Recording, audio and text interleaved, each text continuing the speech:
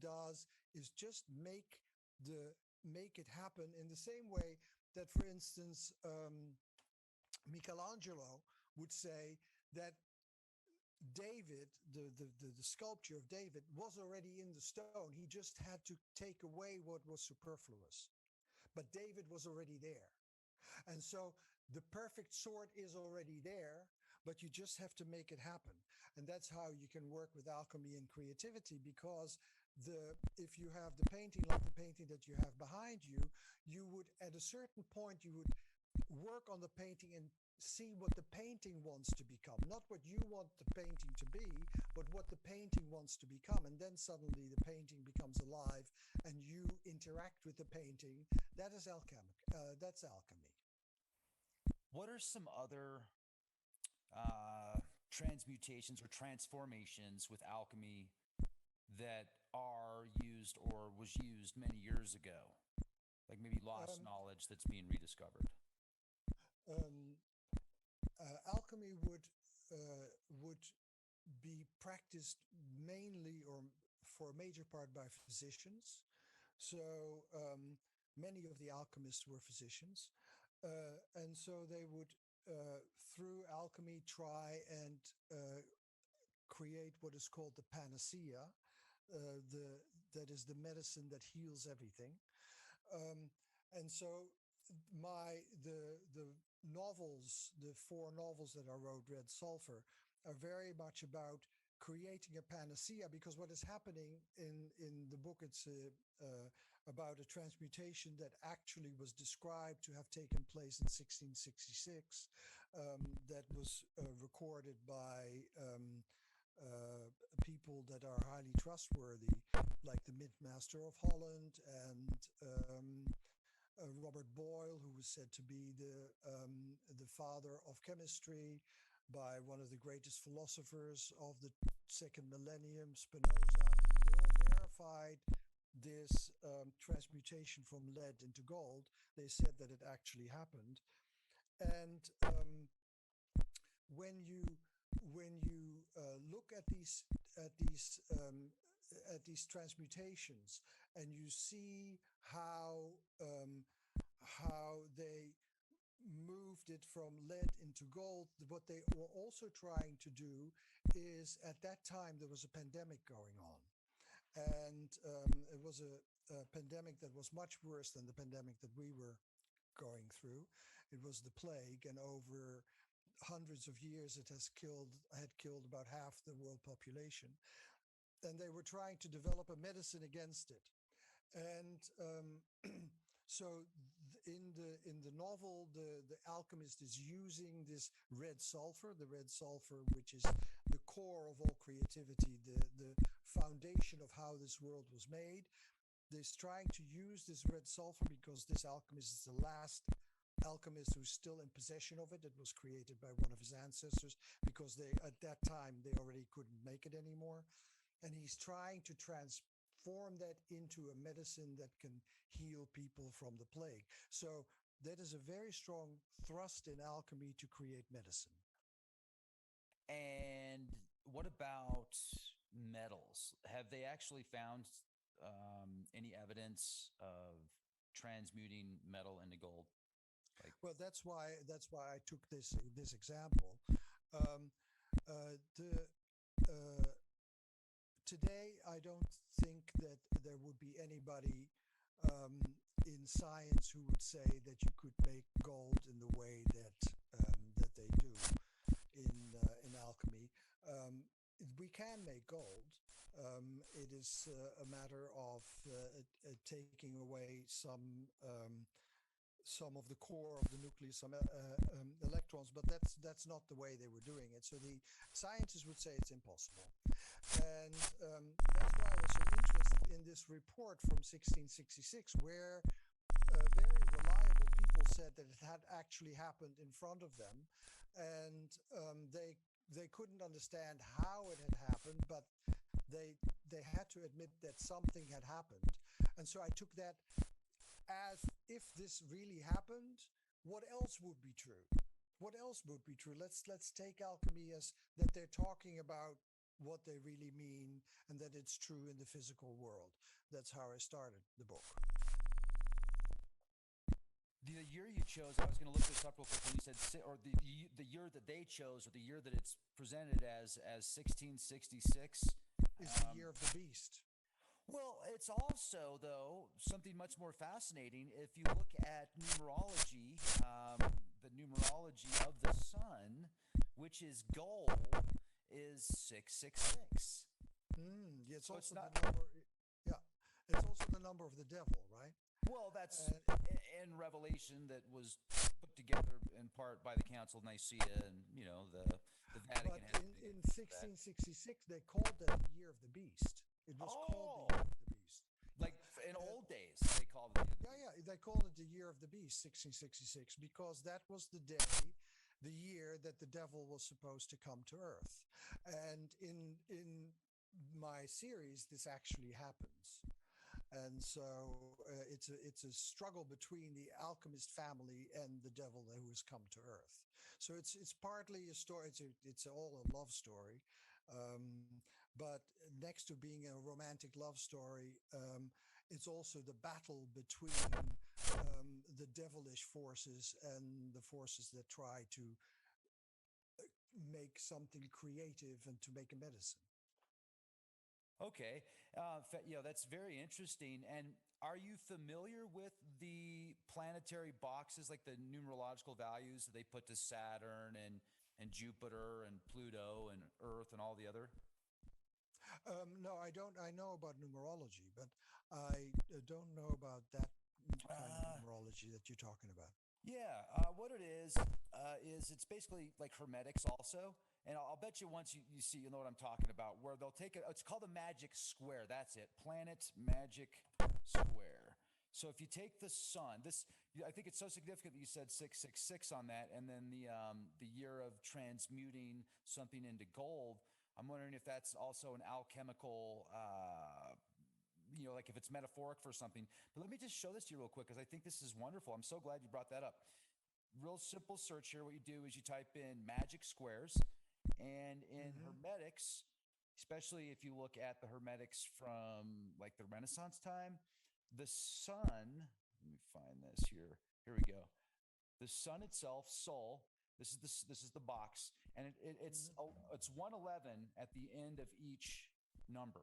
So and it's six down. So 111 times six, you get 666 with the sun. Hmm. Fascinating. So you could have this Yeah. dual meaning. You could have the dark and the light, even connected with the mark of the beast.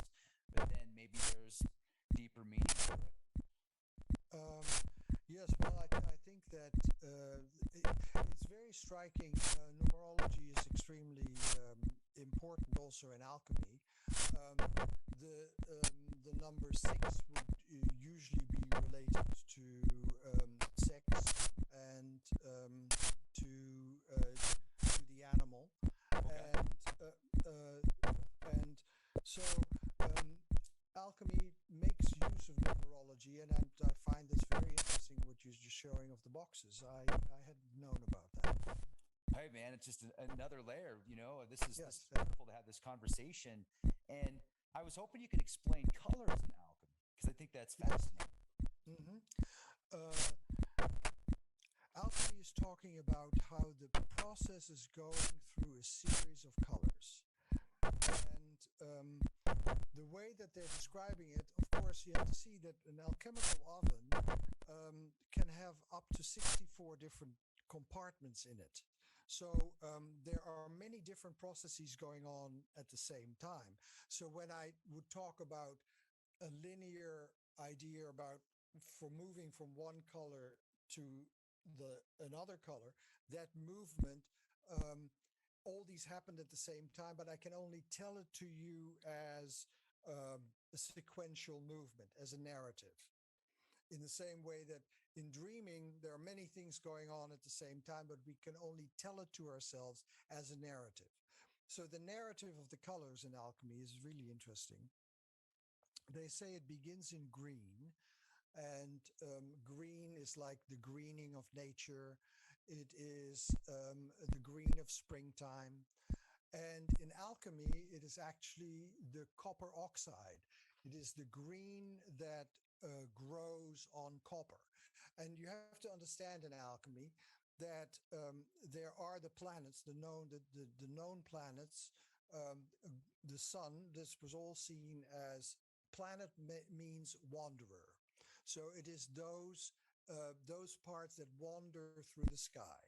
And so that was seen the sun, and the sun was related to gold because all the planets had implanted their seed in the earth, and those were the metals.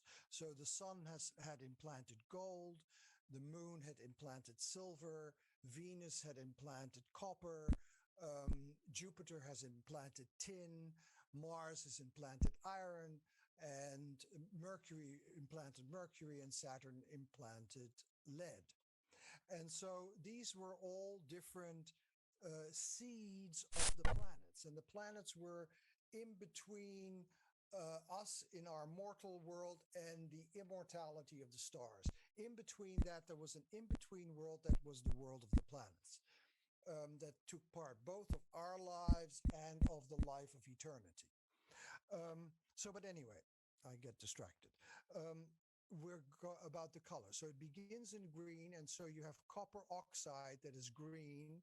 And when you start to work on copper oxide, it turns black. And so you move from green to black, and the word black is called the nigredo, the blackening, and it's the black of night. And during the nigredo, everything falls apart. And you begin to sense that everything becomes senseless, and everything becomes meaningless, and you get into a state of rot, in a state of disintegration. That's all part of the black. And when you get to the bottom of the black, you get into the mood of, I can't do this anymore. I just can't do this anymore. So that is the depth, the nadir of the black. And as it begins to move out of that into what is called the blues, the dark blues, like um, I lost my house, I lost my car, I lost my marriage, I lost everything. That kind of sense. Um, in country songs, or in the blues, in Native American community. Um, the blues are where you begin to be sad about what you've lost. And then as you get into that, you get into a phase of many colors. It's called the peacock's tail. And as you get into the state of the peacock's tail, there are all these kind of new shimmerings, things coming to life, new things beginning to grow, new things, new possibilities coming up. And that moves into what is called the light blue. The light blue is the heaven. And in the heaven, the creative spark that is in everything starts to emerge. And then that light blue goes to silver, to white. And as it moves to silver, we move from this side of the mirror to the other side of the mirror. So now we are in the world of images. And as it moves into the silver of the mirror and the silver of the reflection of the images, that is then put into the earth, into the ground, and then a fermentation process starts in the body. That is the yellow.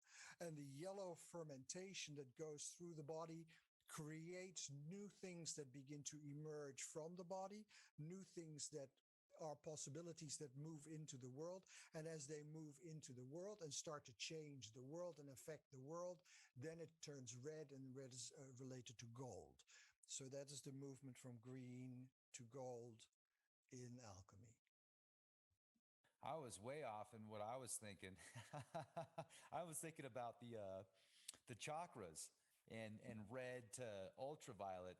But this is a whole new ball game with alchemy. So fascinating. I've studied a little bit of alchemy, but not enough to even really have a powerful conversation unless I have a chance to talk to somebody like you that knows so much. And now I'm like doing more of the listening, and just this is so fascinating. And you can kind of connect it with everyday life. Absolutely, because see, if you have spent your life in innocence, right? And everything that you're doing is fine, and everybody else is to blame. Um, if you know people like that, um, so then they're stuck in green, and you never mature. In order to mature, you have to go through falling apart. What you cannot. The alchemists say nothing can come into being that that hasn't first gone through destruction. So that if you are in a period of falling apart, that doesn't mean that something is wrong. It just means that you're moving from an old self into a new self. And that always goes through this black, this always. So it's a different way of looking than if you think that when you're falling apart and when everything is a state of confusion and you don't know where you are anymore, that there's something wrong. No, there may not be anything wrong. It may be a shift of phase. Now, that I find very interesting, and it's been very useful in my work as a psychotherapist. Yeah. Now, when you talk about Asclepius and Asclepius, yeah. yeah, could you tell us more about the connections with like healing sanctuaries, Western medicine? Yes. Um, in 10 years ago, we founded the Santa Barbara Healing Sanctuary, where we started to use methods that had been used starting 2,800 years ago in Greece. They were following a legendary physician called Asclepius, and there were temples to Asclepius. And one of the people who had a temple like that was Hippocrates. Hippocrates, we still know from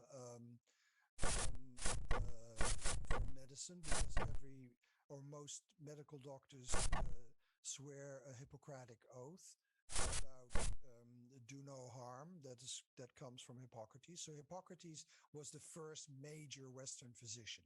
Now, if you look at his sanctuary in Kos, um, there was a major place in the sanctuary that was for dreamers. And so when you would go to the sanctuary, you would go and you would be given the opportunity to sleep in what is called the abaton. And the abaton that comes from the word abatijn, where you have not treaded before, the place where you haven't gone before. And there you go and you sleep on benches. The benches were called clinae, from which we have the word clinic. So it was the first clinic.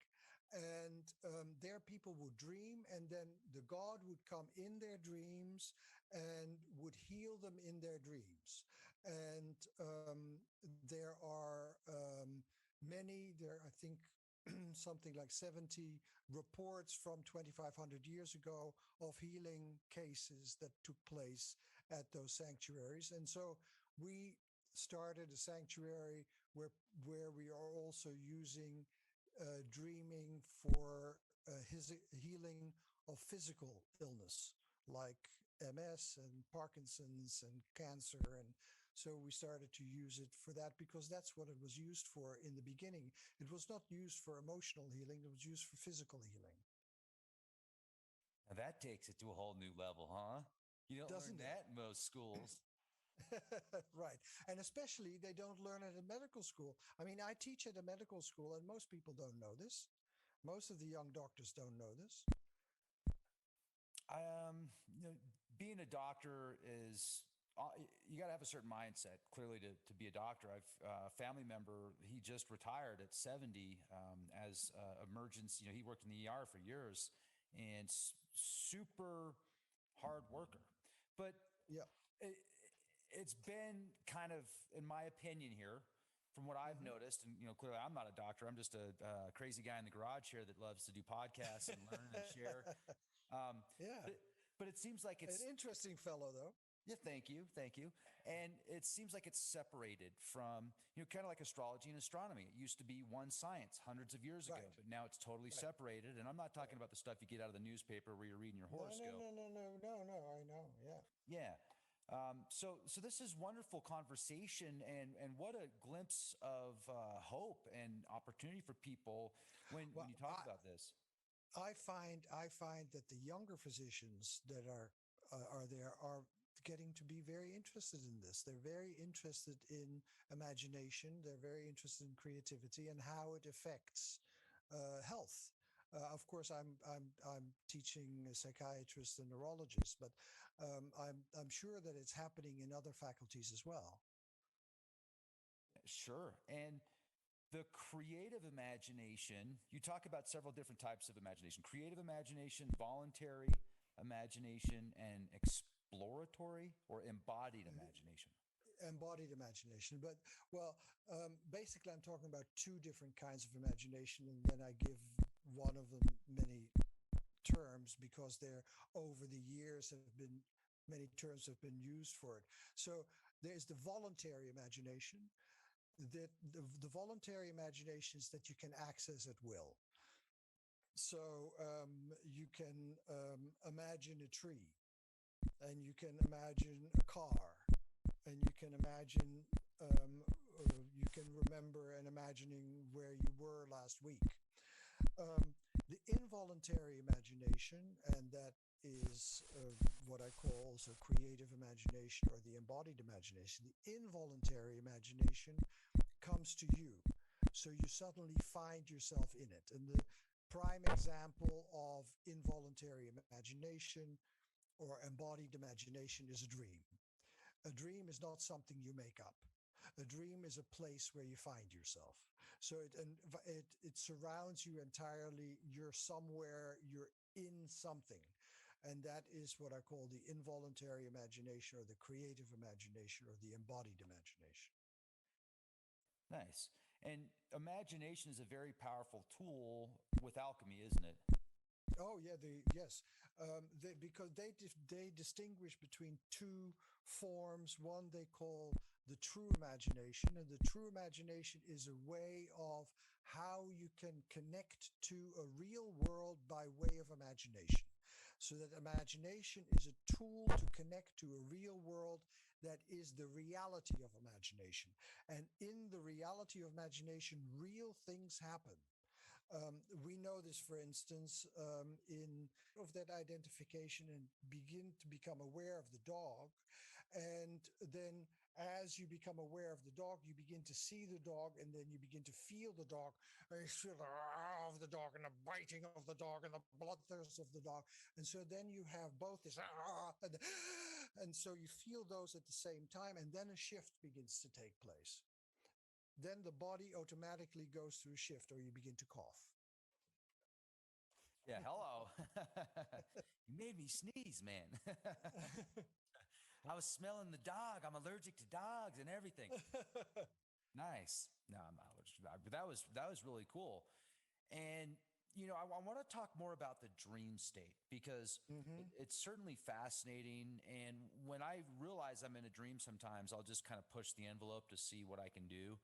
And I can Hmm. never quite do things the exact way I want to do them. There's always off a little bit.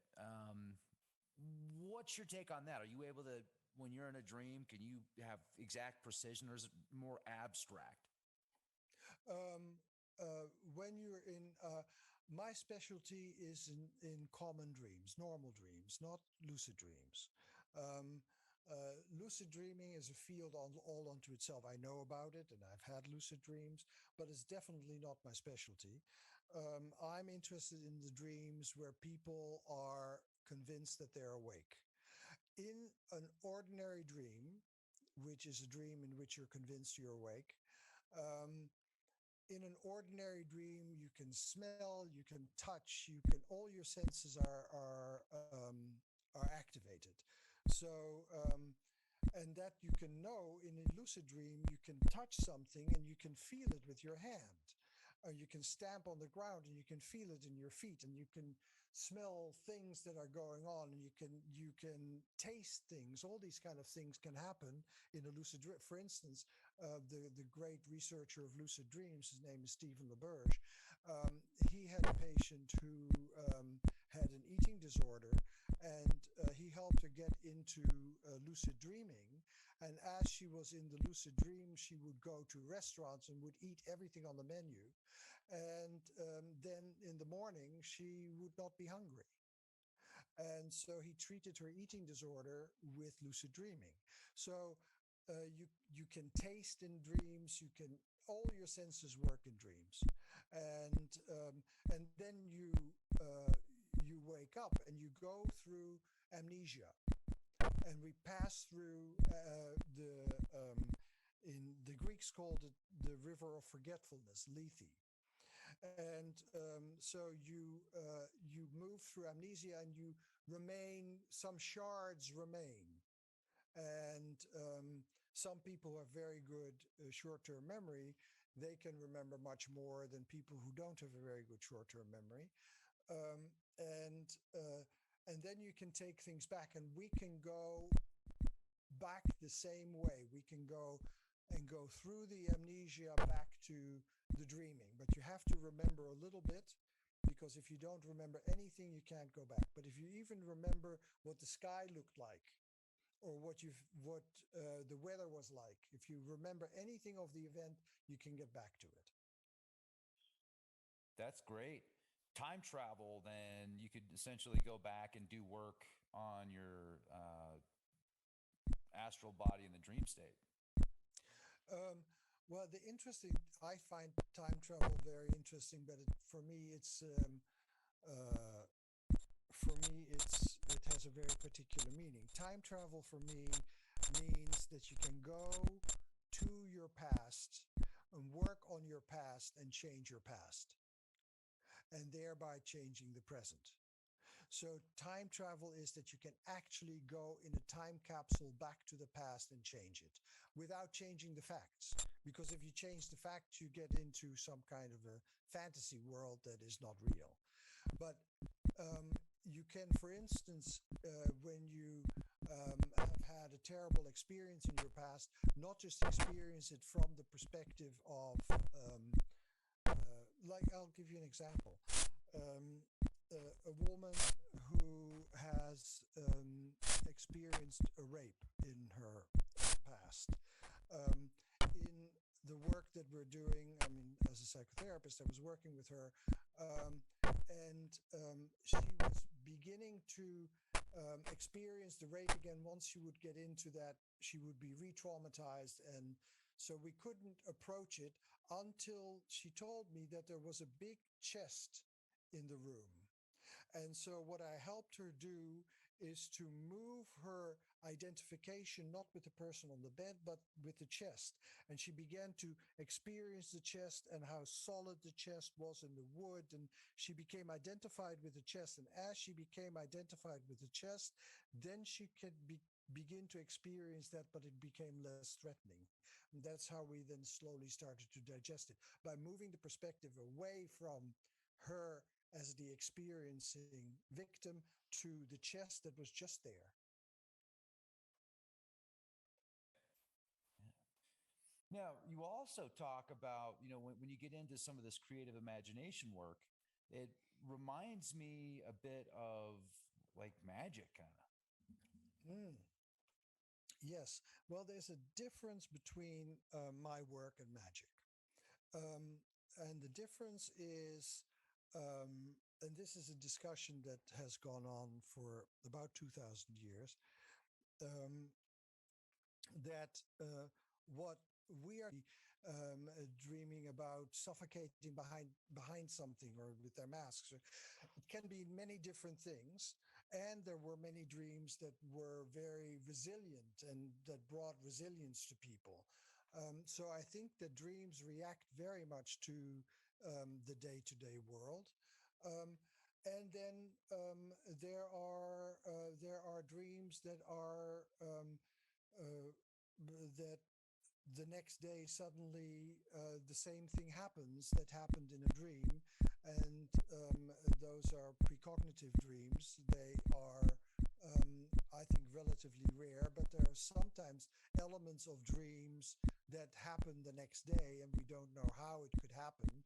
But you're dreaming about somebody, and uh, this happens relatively frequently. You're dreaming about somebody, and then you get a phone call from them the next day, and you haven't spoken to them in a year. Those kind of things happen, and I've seen that a lot.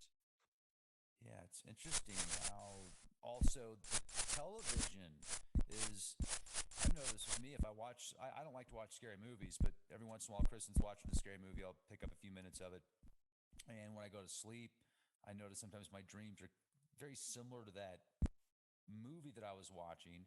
And then I question if you've got a million people or 100 million people watching a certain film, it's going to have a certain effect on them in the waking state, which is going to have a particular effect in their sleeping state. And it's going to kind of be a cyclical thing there. Very, very powerful way to control the masses with entertainment and Mm. dreams. Yeah, but I do think that everybody responds to it in different ways, right? But what Yeah. we see, but what is happening is I've always been very interested in the involuntary imagination or the embodied imagination in politics, and have organized conferences about apocalypse, and the imagination has a profound influence on politics, and so uh, these days we're very much in the imagination of polarization. Everything is polarized, and that's an image. So we're caught in that image of polarization, and everything that we're producing is about that polarization. And the polarization between men and women, the polarization between the left and the right, the polarization between black and white, all these polarizations that are going on, and everything is seen in that style of polarization, and we see it in Washington all the time. And for instance, Bob Dole just died, and he was a person who brought people together. You don't have these people anymore because we are now in this image of polarization. So it is not just that the entertainment is creating particular images, but the images are already there and are being picked up by the entertainment industry. Yeah, and do you remember, I think it was in the early 2000s when thousands of people were dreaming of the same guy. Yeah, what was that? I don't remember that. That really weird. He's called you can even go to this man, is what he's called, this man, the dream state, and he has these like real thick eyebrows, and there's speculation who he is and what he is. But I find it fascinating that so many people around the world were seeing the same person in their dreams. Oh, I did not know that. Yeah, I'll send you to the links, and maybe I could get your Yeah, feedback on it in the future. yeah. And do you think there could be some type of technology that could allow, maybe they wanted to do some experiments on people and tap into their dreams just to see if they could do it out of science, of course? Um, uh, well, I think it has been done with with rats. So if a rat runs through a particular maze all the time, you can see what's happening in their brain, and in their brain you can see the maze. Say that the maze is a triangle. The rat, the maze, the triangle is visible in the brain, and as the rat then goes to sleep, you can still see the triangle happening. So clearly they're dreaming about what was happening during the daytime. So we are beginning to be able to um, to read through fMRIs, to read something of a beginning of how people are dreaming, but it's not yet very precise. So we know that we um, can pick up things that are happening during the day, and in the night, the same kind of things happen in the brain waves. So it's very much in the beginning stages. Do you see a time when they're going to be able to record somebody's dream and pick up what they're seeing? Um, Never say never, but I think that that would be very far off. I'm working currently on artificial intelligence that is empathic, so that we can create virtual companions. And that is the beginning of an AI that can actually where we can communicate, and where there is another person there that you can like and can deeply communicate with.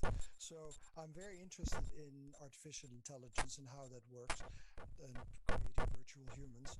But reading dreams, I think, is, if it will happen, to do it with any precision, my guess would be that this is many, many decades away. Now, if you've got an artificial intelligence that's an empath, that it's picking up your energy and feelings, will it be sentient? Is it sentient? Well, the word sentient actually means pertaining to the senses. The word sentient means that you respond to sense impressions. In that way, it is sentient because it responds to sense impressions, and it reacts to your sense impressions. It interprets your sense impressions. It sees your face and responds to your facial expressions. It hears your voice. It responds to your voice expressions. So it displays empathy. It displays sentience.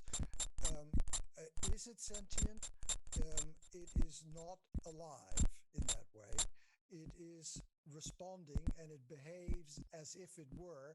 And then in our relationship, it becomes alive because it becomes part of our relationship and part of the back and forth between us. And as that relationship happens, the relationship becomes alive, and that's what we're interested in, to have a live relationship between artificial intelligence and humans. Jeez. Reminds me a bit of the xenobots that they just did another paper on, where they were taking these frog cells off of actually the backs of these specific frogs using artificial intelligence, and these cells were morphing into like Pac-Man, and then creating, that they were basically sculpting other cells, and that made me think, okay, there's consciousness in everything. Oh yeah, definitely. And I think that within a very short period of time, we will not be able to distinguish the kind of awareness that AI has from other forms of awareness. It will be a different kind of awareness than human awareness, but it will be a form of knowing, and a form of being that is very difficult to distinguish from other life forms. And then the question is, will it eventually take over, and will we be in the Matrix, and will time, and they get into a virtual reality world, and they're dealing with incredible, amazing, doing what they want to do and enjoy and feeling different. I don't think that's bad. It's going to have consequences, but I don't necessarily think. Yeah, but I think one of the tricky things is that we assume that artificial intelligence will develop in the same way that human intelligence develops, and that it will just be bigger human intelligence. But I don't think that that's the way it's going to go. I think it's going to be that it's a particular form of intelligence that is as different from our intelligence as spider intelligence is, or as the intelligence of a bear is, or it will become an entirely different intelligence. But what is happening, they asked, I think, 100 of the leading scientists, what are you most afraid of in science? And they were not talking about global warming. They were saying artificial intelligence. So there's a fear going on about artificial intelligence. And that fear is something that we'll have to deal with, because artificial intelligence are going to become our companions. They're going to become beings that populate our world in augmented reality. Our grandchildren will live with artificial intelligence in a very intimate way. It's a great perspective. I like the optimism, and it makes sense also. It really does make sense about it not just being a bigger human or bigger ego. Let's hope that's not what happens. That's not going to way, but yes, absolutely. Now, one of the things I really want to talk to you about that I find this fascinating is the apocalyptic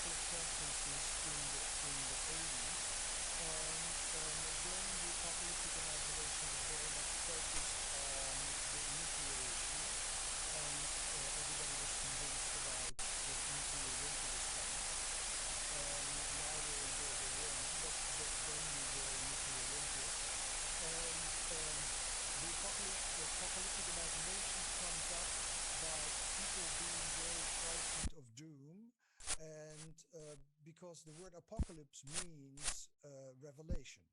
So it is the revelation of a new world to come.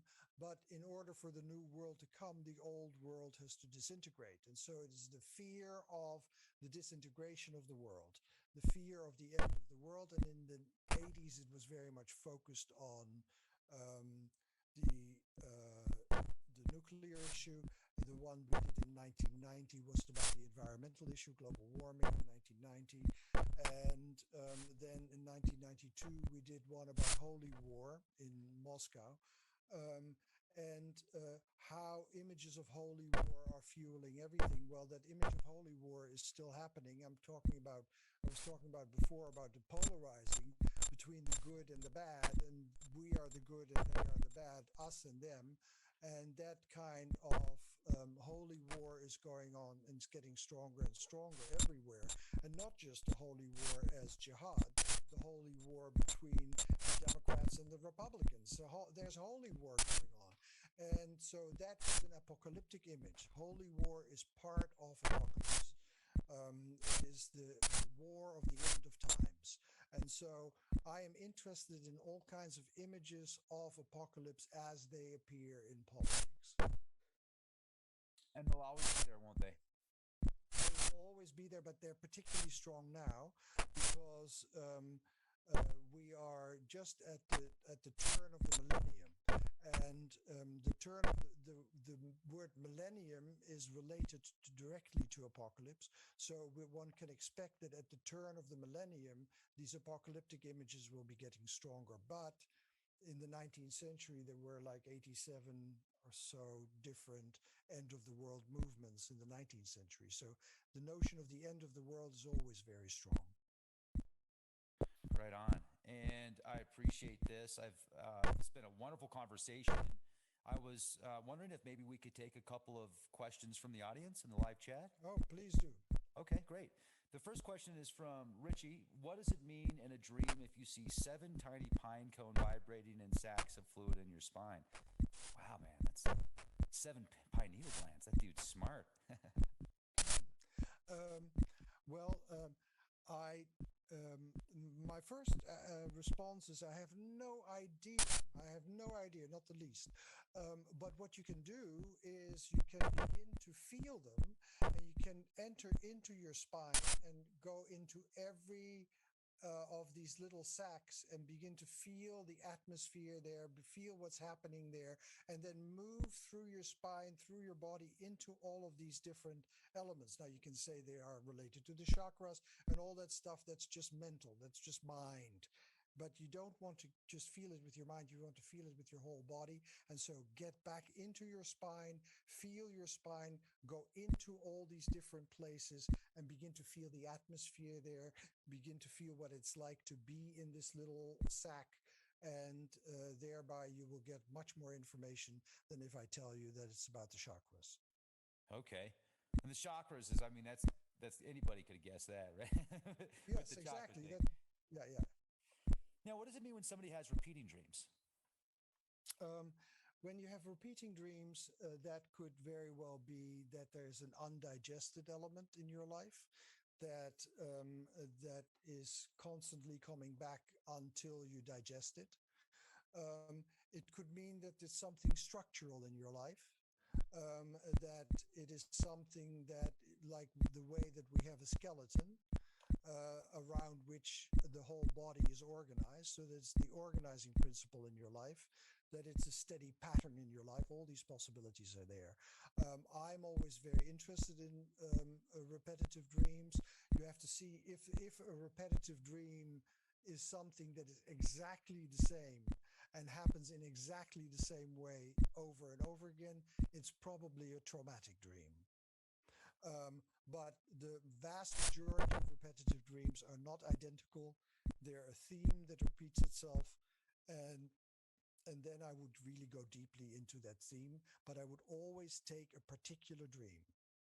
You cannot talk about a theme in a dream without really going into a particular dream. Like I just said to this gentleman who was asking, or I don't know who it was, that you have to go into the spine, you have to go into the dream, you have to go into those sacs. And as you go into them, some new insight will start to arise by itself. Great, great. And actually, I said her name wrong. It's Shay. So thank you for asking that question, Shay. Much appreciated.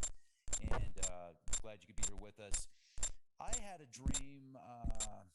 Was it a couple years ago? A few years ago? It was a while ago, and I can still remember it so vividly because in this dream, I was stuck in this apartment with my family. It was like we were in New York or something, and I'm looking out the window, and I'm seeing all these like UFO ships coming out, and they're shooting everything. I mean, just crazy, man. I was like, "Whoa, this is intense. Is more intense than Independence Day." And so I was trying. Yeah. So I was trying to get out of the apartment, and then no, I was like, "Wait, is this a dream? Is this a dream? This is too much to be real." So I kept waking up, but I kept waking up back in the dream. I was like back in the Right. same room, and I'm looking out the window. Right. They're there again. And I was like, Right. "Whoa, Right. what the heck's that about?" Well, it's called false awakening, and where you think you're awake but you're still in the dream. And the way that I would work this dream, I don't know what dreams are about. I don't know if they're about anything. But the way that I would work the dream is I would help you to go back into that place where all these battles are happening. And then I would not just work it from your perspective, but I would get into the perspective of the spaceships and the perspective of the battles from the perspective of the spaceships that are doing battle. And then you would get a whole different perspective from the one who's sitting down here looking at it, but you get it from the battle itself, and you would get deeply into the battle itself, and whatever happens then will be very different from the way that you're looking at it now. Nice.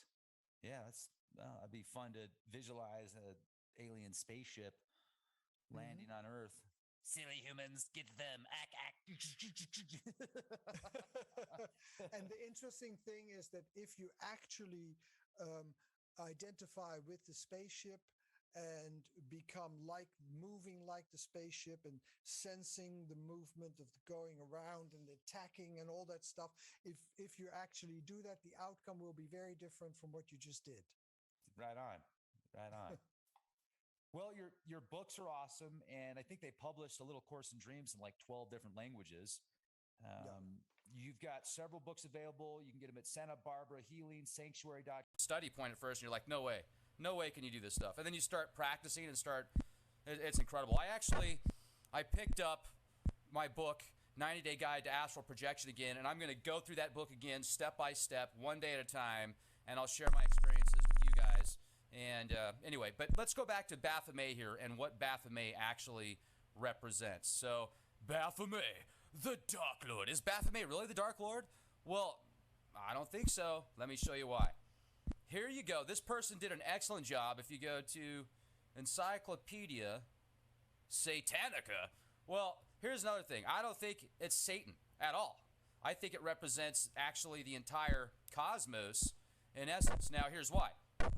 You've got the light, you've got the dark, you've got the animal aspect of the goat head, then you have the human aspect of the human body. The darkness would represent the sun, or not the sun, the moon towards the bottom that he's pointing down. On the left, you also notice the sides as well. The left is pointing downwards, his fingers are pointing down. And then the right fingers, he has the two right fingers pointing upwards. So he's pointing upwards towards the light, towards the sun, pointing down towards the moon, towards the dark, the yin, the yang, the alpha, the omega. It's the old concept. It's the duality that we live in, the dual construct. You've got the human essence of the human body. You've got the animal head, the goat head. You'll see that if you were satanic, you might think that the pentagram on the forehead would be pointing downwards, because if it's pointing upwards, that's actually more representative towards the heavenly desires. If it's pointing downwards, that's representation of the animal desires. That's why when you look at the horns of this deity of Baphomet, the horns actually represent the animal instincts, the earthly desires, the wants and needs and desires of this fleshly body we're in. When you see the wings actually represent the angelic realms, the higher consciousness, the connection to heaven, to the higher realms. So let's go back to this original art that was done by Mr.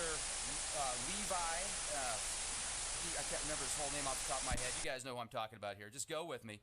And this guy, he's autographed it there on the bottom. He was very knowledgeable in the occult and certainly much of the information we have access to now, the Western esoterica, is from Mr. Levi himself. And when he drew this picture, back I think 1611 is when it was drawn, you're going to see the pointing up, pointing down, the different colored moons, or the sun, the moon. You're going to see the internal flame. You're going to see the central point, the chakra, the crown chakra, represented in these 7 archetypes, which we talked about earlier today. So then you're going to notice that if you look at this specific relic, or this piece of art, I should say, you notice how he's not sitting on a base that has an upside-down pentagram or anything that's satanic whatsoever. Now, many people that are satanic and study the left-hand path and practice the dark arts, they will use Baphomet and certain symbols that's linked to Baphomet, which is also linked throughout culture, Thoth, Quetzalcoatl. I'll get into many of these deities here in a moment, but let's talk about this for now.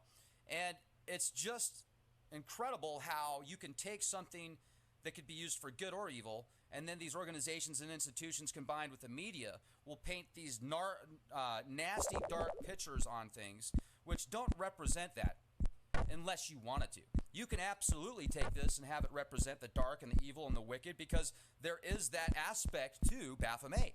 And there's also the aspect, Baphomet encompasses the light and the dark in a metaphorical aspect, in a symbolic aspect. Now, whether or not Baphomet is an actual deity or just a symbolic representation of somebody wanting to understand things at the quantum level in a conscious sense as well as subconscious sense. And that's why, like I was talking about earlier today, when you look at these Sumerian tablets where they do these plays and dances and rites and songs, and they link them to the stars, and then they will take people that have high positions of power and give them that label of the stars, so they'll mimic the stars, and that is a form of magic. That is a form of invocation, invoking the essence of the stars in through yourself and harnessing that power. They still do that today in many of these buildings and layouts inside the buildings and feng shui. There's a lot to it, folks. It doesn't mean it's dark. It's how do you take that energy? What do you do with it? Now, where I'm going with this is if you look at that statue that they were going to uncover at the Oklahoma City courthouse that was of Baphomet, that was a satanic version of Baphomet, where the actual base, if my memory is correct, the base had the upside-down pentagram and the representation of being satanic. And even the Church of Satan is more animalistic, it's more humanistic, I should say, than what you might think of as a church that was designed to worship certain deities. Now, that's a whole other podcast as well. This right here, though, what you're looking at is literally the representation of multiple archetypes in one image. And when Levi put this together, Eliphas Levi, he actually wasn't doing it as Satan or the devil. He was putting something together that people could actually look at and have a way to understand, basically. So let's go to back here. Let's look at this. You'll see that there's also all the elements within Baphomet. You're going to see you've got the air, the fire, the earth, the water. You've got the sky. You've got the male aspect, the feminine aspect. You've got the sky, the sea. It's all there. As above, so below. The white snake, the black snake, the air, the earth. Now, this goes all the way back to the Arata people and before, that predate the Sumerians by 20,000 years. You're going to see that these dual serpents that wind up together, that are lined up, are actually DNA. You can even break it down to the quad code. You can look at how these guys knew how to manipulate matter. They knew how to genetically manipulate beings, and that's one thing that they were really into, and I think that's very interesting. When you connect the serpents, the dual serpents, which are supposed to be the devil, you link that with Baphomet, because you can see it definitely right there. The picture we were looking at just a minute ago. You got the DNA right there. Of course, your area where you have sex, that's how you create babies. So the DNA coming out of that area, that makes sense. But another thing that I find interesting is if you look at these ancient relics that go back thousands and thousands and thousands of years, it's also intertwining the duality. And, Thoth has much of the duality represented in many of the hieroglyphs. And then here is, you probably haven't heard of this guy before, Hermanibus. This is a combination of Hermes Trismegistus and Anubis together as one entity here. Look at this dude. And I think this is also kind of a representation of Baphomet as well. That's why I wanted to show it to you guys, because I hadn't heard of this entity until recently, Greek mythos. But Anubis, the gatekeeper of the dead of the underworld, in conjunction with Hermes Trismegistus, the giver of knowledge and life and arts and writings and astronomy and astrology, etc. That's a very interesting deity that most people haven't heard of. Now, here's another representation of Thoth, Satan, the devil, Enki, the serpent in the garden. You'll see on the left you've got the dual serpents. In the center there you have Ninsiga, and then you've got to the right just the single snake. So ancient relics here, also connecting to Thoth and Satan and the devil and the serpent of the garden. They all intertwine here. And then that makes me think of the carbon atoms, the 666. The Gnostics' representation of being in the flesh is actually, something of the devil, something of an evil lower vibration, some type of imprisonment to them, because they talked about Adam, the first carbon copy, or the first copy, maybe not being carbon, being a light sense, the first copy. Interesting. So what you're looking at right here is Isis in the center. And you'll see Thoth to the right, and you'll see two other gods, deities to the left. I think it's Osiris, and looks like you've got the helmet of Ra throughout. You've also got Thoth as the baboon on the top as the helmet, and you'll notice the serpents underneath all three of them except for Isis. But Isis is actually holding the constellations of, it looks like, Leo and the Scorpion constellation, dual serpents within her hands, so she's holding them, not standing on top of them. And it seems as if this is some type of ritual where she's actually harnessing the energies of these deities. And I find it interesting because usually Thoth is as big or bigger than the other deities, and in this specific hieroglyph, Isis is the one in the center, the one that's absorbing all this power. It looks like all the power is going into her, and also you'll see the Eye of Horus. You'll see various crown chakras. You'll see the cross of eternal life, the Akh, or the Akra, right there in the top left. This is a very interesting hieroglyph, I think. And I think that this is in representation of possibly some type of a ritual. Definitely a ritual. And I'm thinking of the vibrational powers that these Egyptians had access to and what they were able to do with certain frequencies. That to me was probably a way for Isis to literally just absorb and obtain all sorts of godly-like powers, and just imagine the things that she could do as she's absorbing powers of Thoth and different gods and archetypes and planets and stars and the serpents all coming into her as the center.